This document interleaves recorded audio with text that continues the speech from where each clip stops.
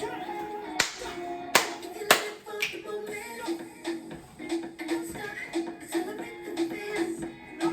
my goodness, oh my goodness, oh my goodness. I am so sorry. I forgot that the camera was on. I was practicing our Spirit Day dance that Miss Lulai sent. I'm so sorry, how embarrassing. Okay, let's start morning announcements. By the way, I hope you're practicing that dance. We're gonna resend it so that you see it again, but forgive my dancing on camera. You can't see the final product yet. Let's please rise for the Pledge of Allegiance. Happy Monday morning. Today is Monday, April 13th, 2020. We're facing our flag, hands are placed over our hearts. Salute, pledge.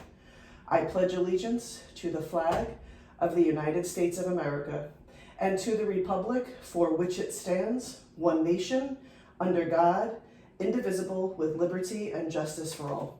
Please remain standing for our school mission statement.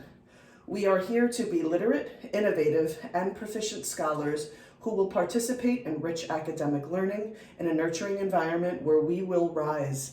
This will be accomplished by creating collaborative and supportive teaching and learning systems involving the entire PS17 community. Okay, family, for those of you who celebrated Easter, we hope you had a blessed Easter. It is Poetry Month.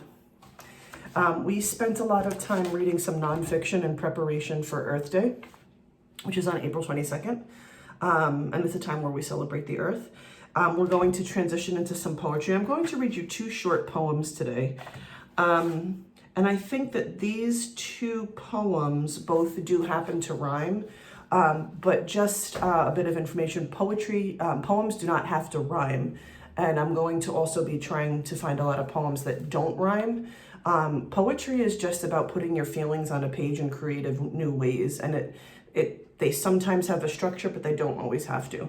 So I have this really great book about, it's called Read, Read, Read, and it's about poems about reading. So this is a quick one, and it's about how reading can take you on adventures. Yeah, reading can take you on adventures. So look at the picture that the illustrator drew. It looks like this child is on top of a bunch of books, maybe a bunch of poems, a bunch of books. And it looks like there's different lands behind the child.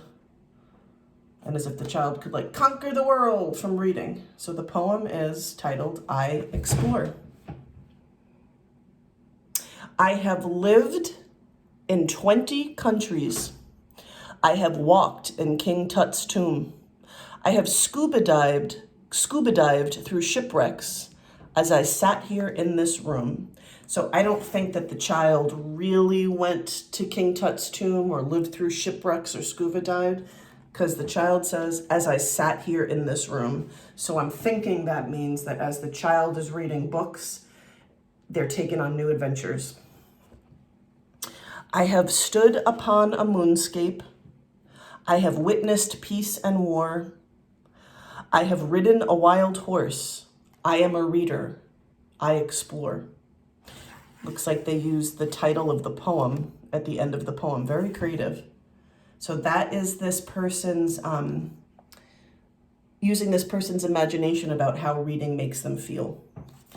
We're also going to be using, this is one of my favorite books. I used to use this when I was a teacher. It's poems by Eloise Greenfield, and the book is called Honey, I Love. I actually found, this probably is from when I was a teacher, I found a little Post-it with notes in it, because that's what I do also when I read a book. I use Post-it notes also. So I'm actually going to read the poem and then read the two questions that I think I asked my students a very long time ago, over 15 years ago. Okay, so this poem is called By Myself. When I am by myself and I close my eyes, I'm a twin, a dimple in a chin, a room full of toys. I'm a squeaky noise. I'm a gospel song. I'm a gong.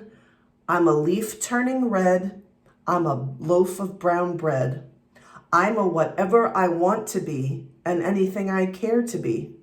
And when I open my eyes, What I care to be is me. Another poem that's using the imagination. So here's the questions that I asked over 15 years ago to my old students, and I'm going to ask you now.